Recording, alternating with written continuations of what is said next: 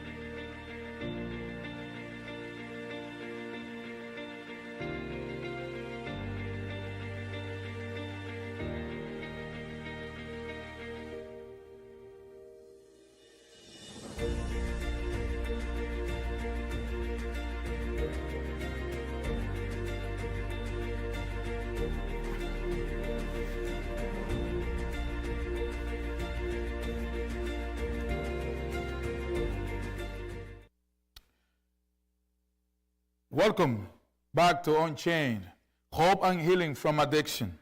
Tonight is night 6, and we're so excited to be here again. So welcome, thank you for tuning in tonight.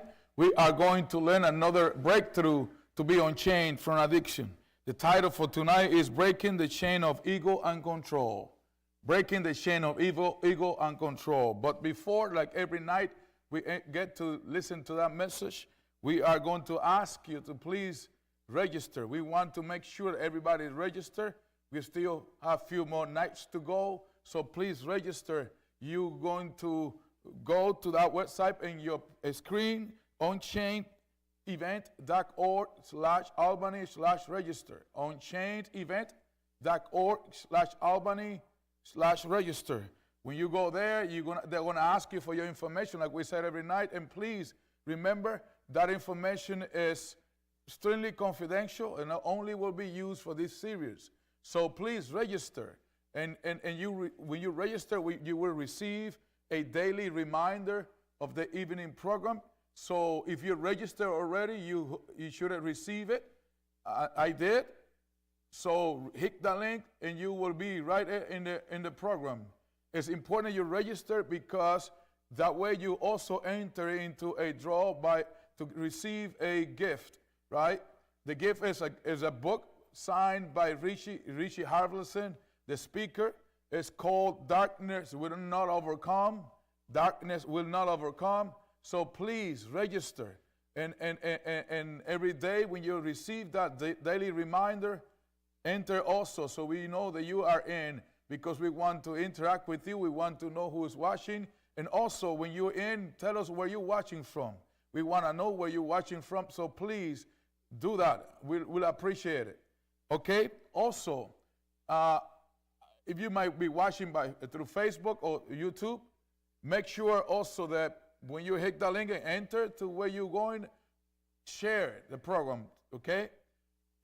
If you've been here since we started, you will see that is a lot powerful message that Richie are preaching. It's very powerful. Last night he talks about fear and how courage can be it is what we need, right? And God tells us to stand up and get courage so that way he can help us or get us to where we need help for, right? But it's important then that some people or everybody hear that message. It's like we said every night, you might know somebody, right, that is going through addiction. Or you might know somebody that knows somebody that is also going through addiction. So it's great, it's important, right, that let God use us with his spirit to share, hit that button and share the message for tonight, right? Entitled Breaking the Truth of Ego and Control. So please, let God use you and share that program tonight. Again, if you haven't registered, go to the website. It's still on your page. It's there on the screen. And go and register. I will repeat the website because it's important for us that you register. It's onchainevent.org/Albany/register. onchainevent.org/Albany/register. So please do that. And also, like we said, and we told you already, share. Most of the night we're going to have somebody that will be invited to interview, right? It's a special guest. We already have few, and we're going to have few more. But tonight we won't have any interview, so we want you to pay attention to the message, right? And pray that we get to share that message to all the people. Also, remember we're going to have a giveaway at the end of the message, and that giveaway is the book signed by Richie Halversen, Darkness Will Not Overcome. So at the end, we will announce the winner. So enter into that draw, and you might get the book. We're praying that those that need it, right, the book get to them. Or you might know somebody that needs it and give it to them. But that's what we want, to spread the message that Jesus can unchain anybody from any type of addiction. So let's pray that God reached those people and used us to do it. Last night, the message was powerful. Like I said, it was about courage, right? It was about breaking the fear and how and how Peter got afraid by watching to the waves that he thought he was going to drown because he took the eyes from Jesus. You know, when we look at Jesus, we get courage. Because we have faith and believe, we get courage. If you pay attention to the message that Richie are sharing with us every night, you will see a pattern. You will see a chronological order. At least that's why I see it. Because if you believe and have faith, then you will get courage, because that belief and that faith will give you the strength to go to God. Courage is what we need. Today is about ego and control. You know how big that is. We know that we have ego, and sometimes we have things that control us, or we control ourselves, or we pretend to control ourselves, but not. So let's listen to the message. I know it will be a powerful message. I know it will be great for us, because we need God to unchain them, don't you? You need God to unchain you, and you need to listen then to the message tonight. So let's go to the message and listen to Richie about breaking through to ego and control. May God bless you with the message, and pay attention to it, and go to any people that can help you. But really, what we need to really reach is God. So listen to the message tonight. Blessings.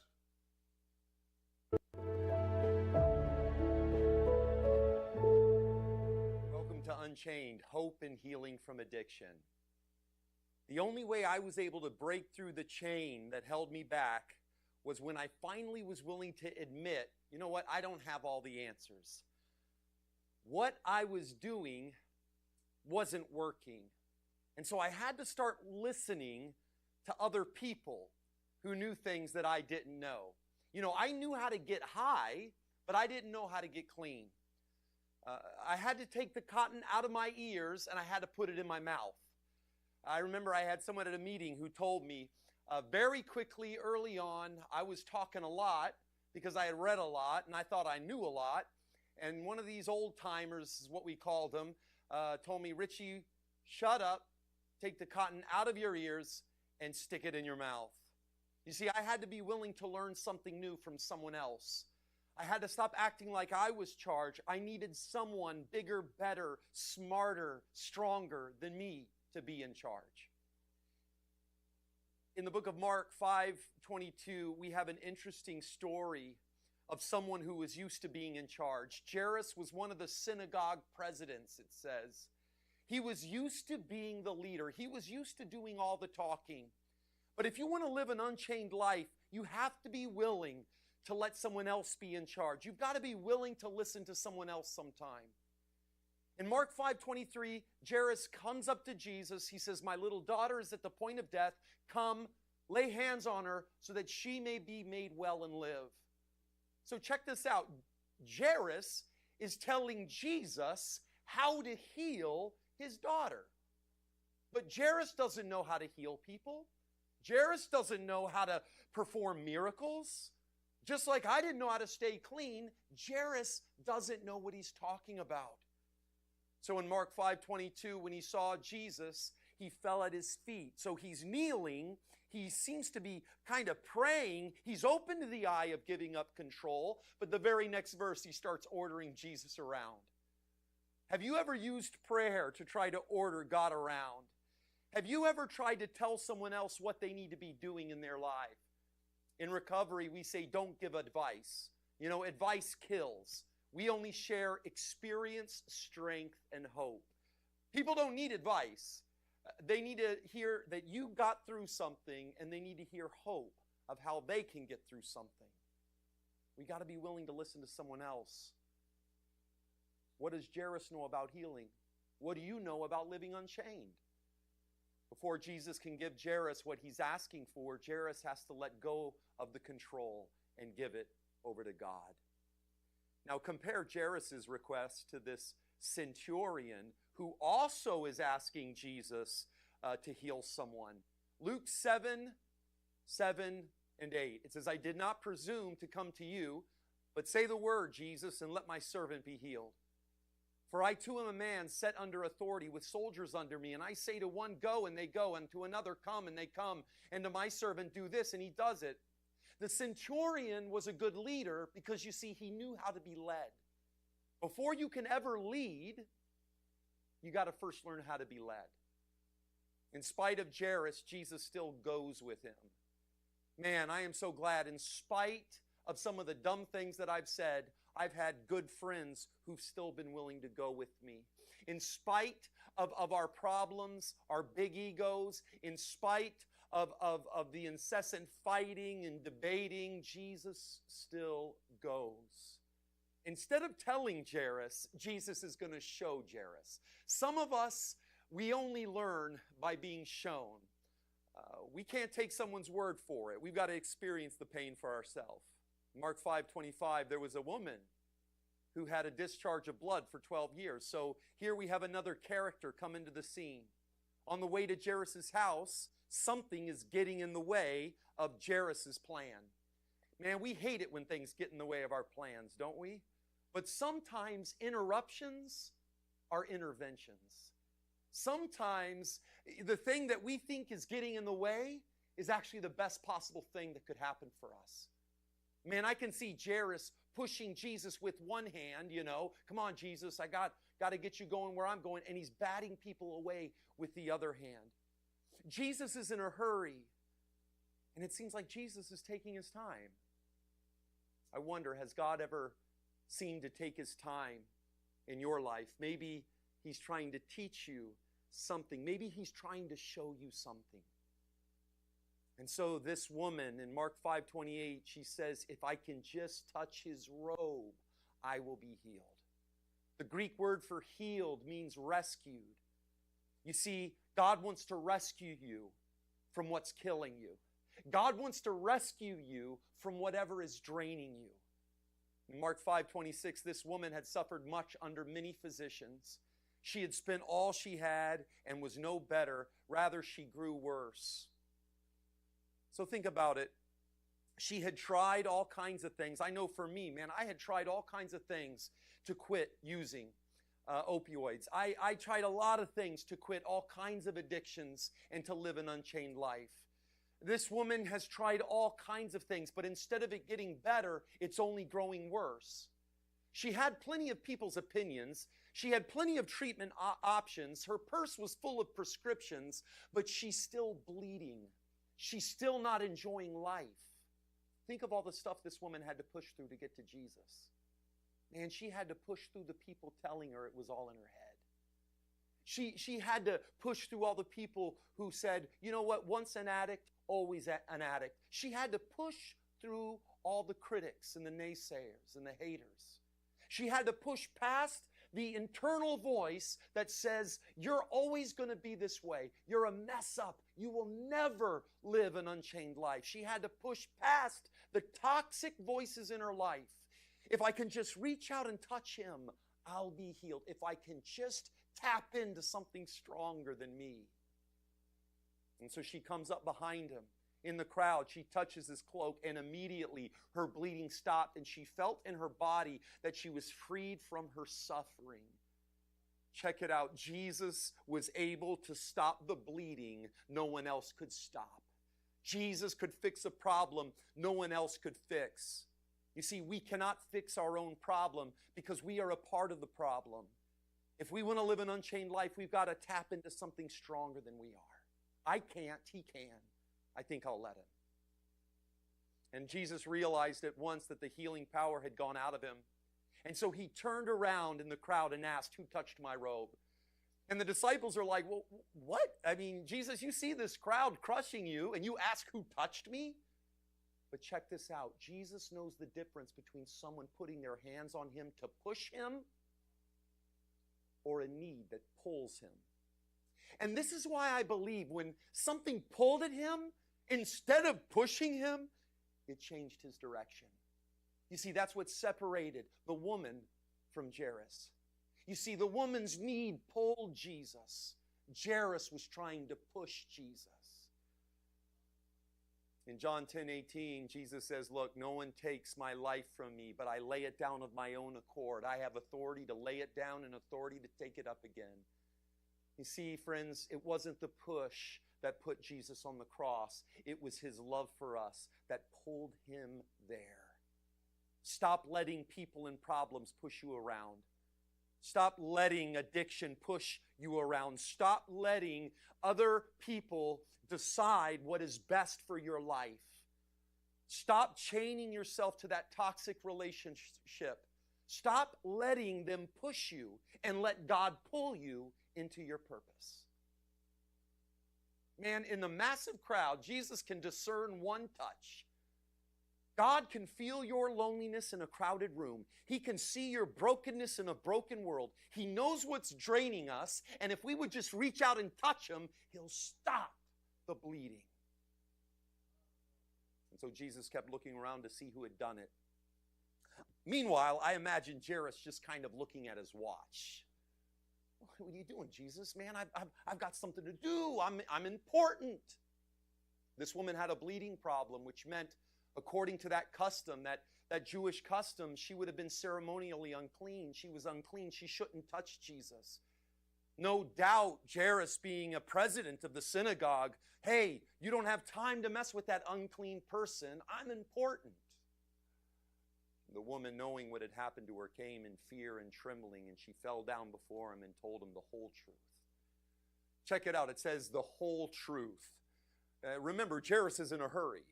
The Greek word for whole truth means everything. She tells Jesus everything, every detail. She's been sick for 12 years. She tells the whole truth, and nothing but the truth. She tells Jesus every detail. Jairus is tapping his foot, but you see, Jesus will not be pushed around. While this woman is testifying, Jairus' daughter is dying. I don't have time for this, he probably thought. But you know what? I've discovered in life, it's not all about me. It's not all about what I want.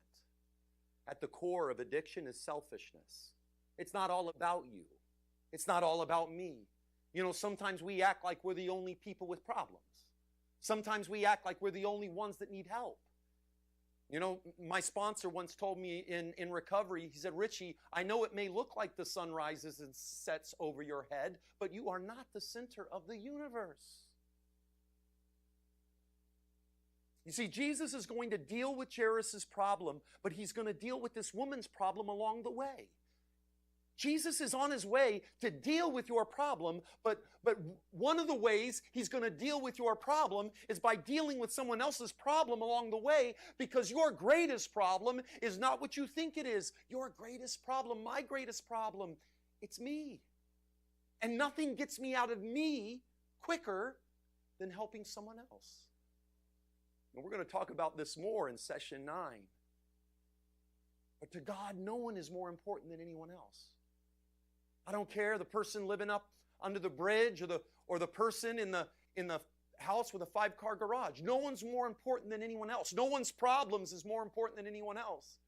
The nameless, unclean Gentile woman is just as important to Jesus as the famous Jewish male leader. You know, too often like Jairus, we want to tell God what he's going to do, how he's going to do it, and when he's going to do it. But that doesn't work.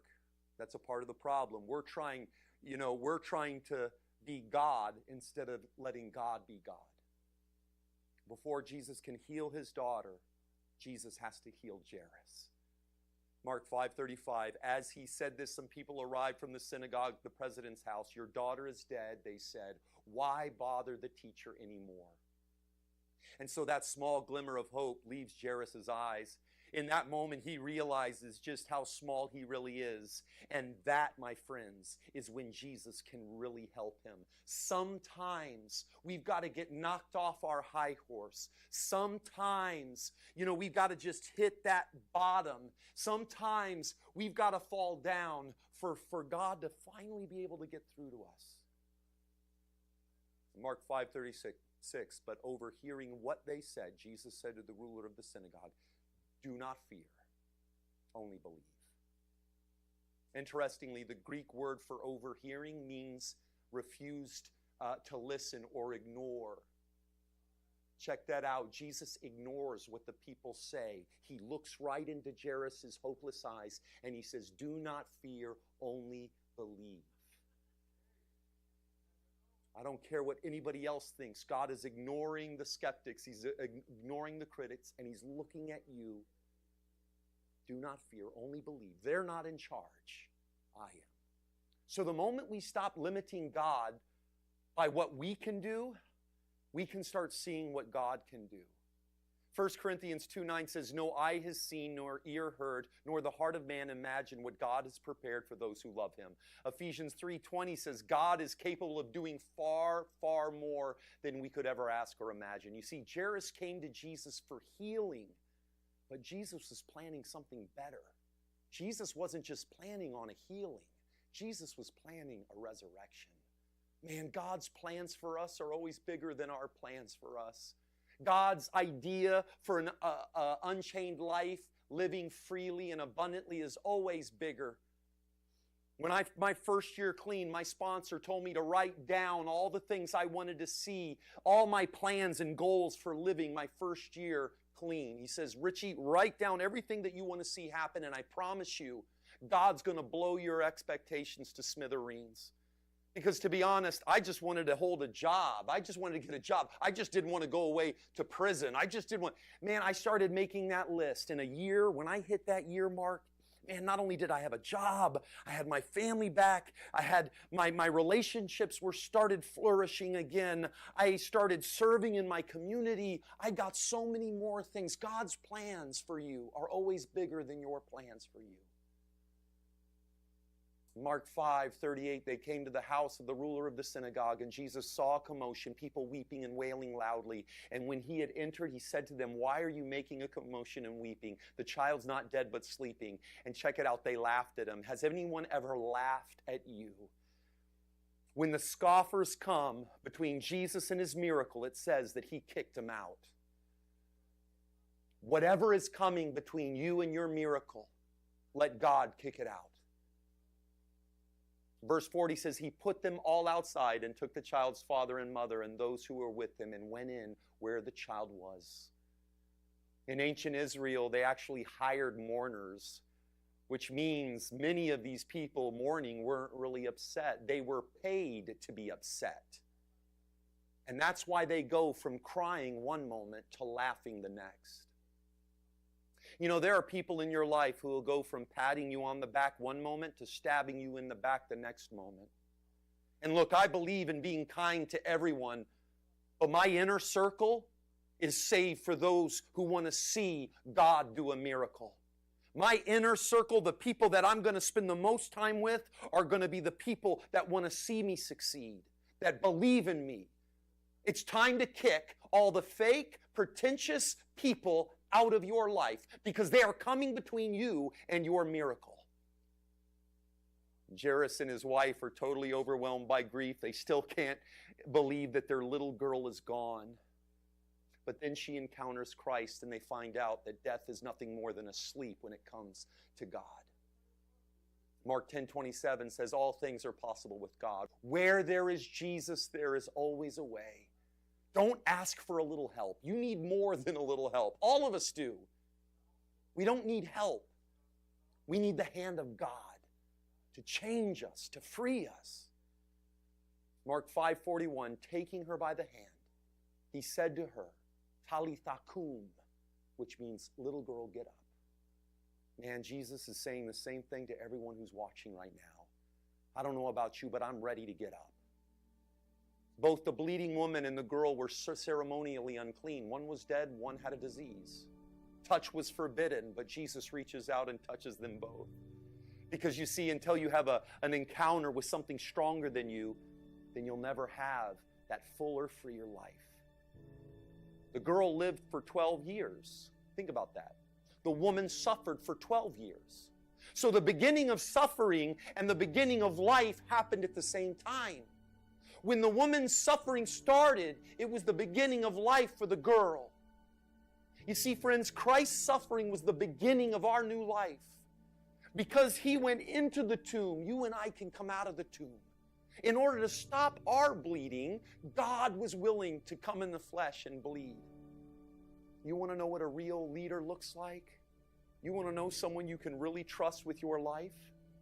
Luke 9:51 says, when the days drew near for him to be taken, he set his face to go to Jerusalem. The same hand that healed the woman, the same hand that raised the girl, can touch your life right now, today.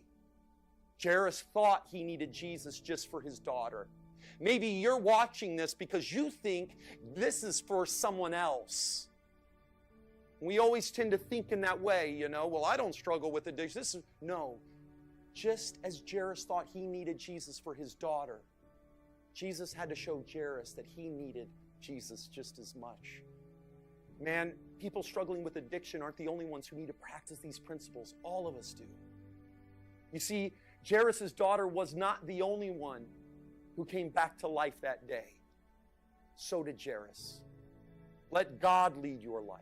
Let God be in charge. Stop acting like you know everything. Let someone who knows what they're doing help you, guide you. Stop shortchanging living an unchained life. Allow that chain of ego and pride and self-obsession and control get broken by the breakthrough of humility today. I don't have to control everything. I don't have to have all the answers anymore. The day I started listening and learning is the day I started living an unchained life. God wants the same thing for you right now. Welcome back. What a powerful message.